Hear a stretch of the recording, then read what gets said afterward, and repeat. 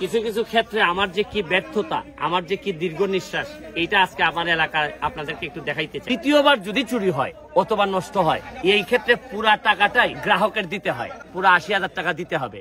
তখন আমি বললাম যে ঠিক আছে, আমি এমপি হিসাবে আমি কিস্তি আকারে দিব। চুরি করছে চোর, চোর চুরি করে লাভবান হয়েছে, আবার এখন টাকা নিয়ে পল্লী বিদ্যুৎ লাভবান হয়েছে। থানা পুলিশও এখন ব্যর্থতায়, আমি এমপি হিসাবেও ব্যর্থতায়, আবার লাভের লাভ হয়ে গেল পল্লী বিদ্যুৎ আর চোরের। প্রায় ১৫ থেকে ২০টা ট্রান্সফরমার চুরি হয়েছে। এখন বুঝেন আপনারা কয়দিন ধরে বিদ্যুৎ নাই? আমরা ১৭ দিন ধরে বিদ্যুৎ নাই, আমরা অন্ধকারে গরমের মধ্যে ফ্যান ছাড়া। আপনি দেওয়া আমরা চিরকৃতজ্ঞ। এখন আপনি দেখেন যে আমার এই পুরা হাইকোর্টের ইনকামের টাকা নিয়ে আইসা কিস্তি করে দিব।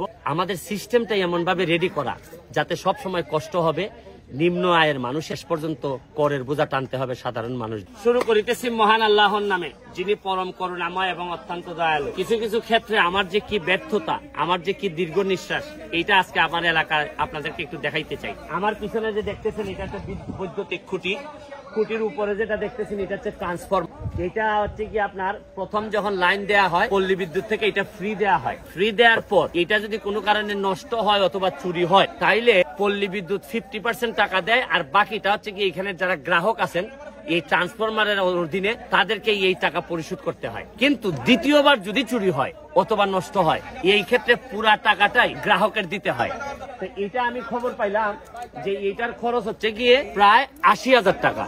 কিন্তু এখানে যারা আছেন যে মিটার গ্রাহক, তারা সবাই হচ্ছে গিয়ে শীল সম্প্রদায়ের, তারা চুল কাটেন বা এই ধরনের, তাদের ইনকাম ৮০,০০০ টাকা দেওয়ার মতো অবস্থা নাই। তখন আমি পল্লী বিদ্যুৎকে ফোন দিলাম, পল্লী বিদ্যুৎ বললো যে ভাই এটার কোনো আইনই নাই, পুরো ৮০,০০০ টাকা দিতে হবে।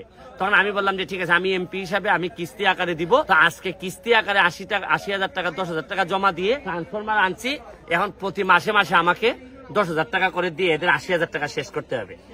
যে কারণে আমি আপনাদেরকে দেখাইতেছি যে বাংলাদেশের সিস্টেমটা কিভাবে তৈরি হয়েছে। চুরি করছে চোর, চোর চুরি করে লাভবান হয়েছে, আবার এখন টাকা নিয়ে পল্লী বিদ্যুৎ লাভবান হয়েছে। পল্লী বিদ্যুৎ এটা বিক্রি করছে সাধারণ গ্রাহকের কাছে, আর মাইর খাইছে কারা?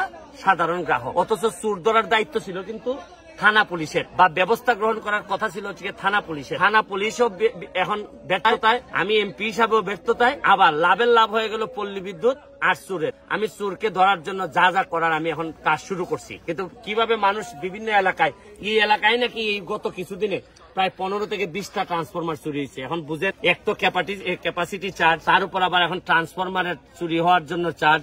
আমি এরা যারা ভুক্তভোগী আছে, আপনারা কয়দিন ধরে বিদ্যুৎ নাই? আমরা ১৭ দিন ধরে বিদ্যুৎ নাই, আমরা অন্ধকারে গরমের মধ্যে ফ্যান ছাড়া।